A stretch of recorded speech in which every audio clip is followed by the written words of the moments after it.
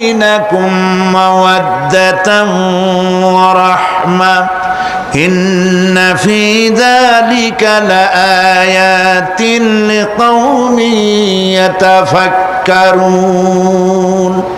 আর আল্লাহ পাকের অসংখ্য নিদর্শনের মধ্যে এটিও নিদর্শন যে তিনি তোমাদের থেকে তোমাদের জোড়া সৃষ্টি করেছেন, তোমাদের স্ত্রী বানাইছেন। কেন? লিতাসকুনু ইলাইহা, যাতে করে তুমি তার কাছ থেকে তোমার মনের প্রশান্তি, সেও এবং তুমিও উভয়ের কাছে মনের প্রশান্তি খুঁজে পাও। ওয়া জাআলা বাইনাকুম মাওয়াদ্দা, আর আল্লাহ পাক তোমাদের মধ্যে সৃষ্টি করেছেন ভালোবাসা। ওয়া রাহমা, আর পরবর্তী সময় সৃষ্টি করেছেন দয়া এবং করুণা। লিতাসকুনু ইলাইহা বলতে বোঝানো হয়েছে যে এই ব্যবস্থা আপনি আপনি হয়নি, এটি একটি উদ্দেশ্যকে লক্ষ্য করে হয়েছে।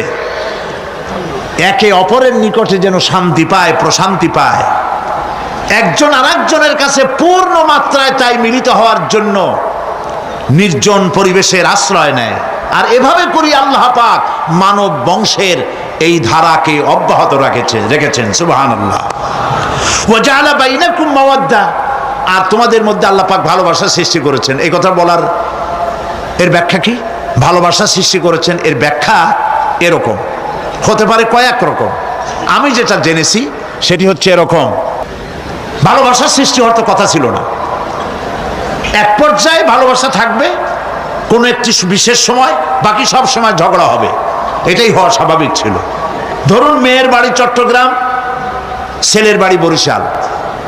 মেয়ে শুটকি খেতে খুব পছন্দ করে, ছেলের গন্ধও সহ্য করতে পারে না। মেয়ে বলে খড়ে জাত দে, আর ছেলে বলে যে কমে যাও। মানে একজন আর একজনের ভাষার সাথে মিল নাই।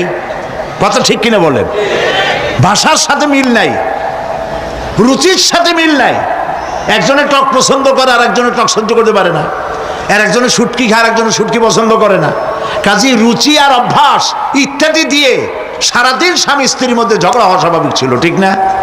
আল্লাহ পাক বলেন সেখানে আমি এই স্বামী স্ত্রী যখন হয়ে যায় তখন দুজনের মধ্যে আমি ভালোবাসার সৃষ্টি করে দেই।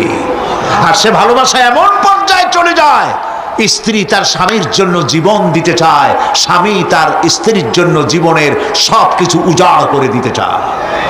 ওয়া জাআলা বাইনাকুম মাওয়াদ্দা, এরপরে সৃষ্টি করি রাহমা। ওই ভালোবাসা ছিল যৌবন কেন্দ্রিক, বিশেষ এক উদ্দেশ্যকে সামনে রেখে। কিন্তু যখন যৌবনে ভাটি লাগলো তখন ওই উদ্দেশ্য আর থাকলো না। তখন আল্লাহ পাক বলেন এই সময় তো দুজনের মধ্যে রাগারাগি, খেসাখেসি ইত্যাদি হয়, স্বাভাবিক ছিল। কিন্তু তা হইল না। আমি রহমত দিলাম, করুণা দিলাম। এখন বুড়ারে ছাড়ে বাঁচে না, আর বুড়াও বুড়িরই ছাড়া বাঁচে না।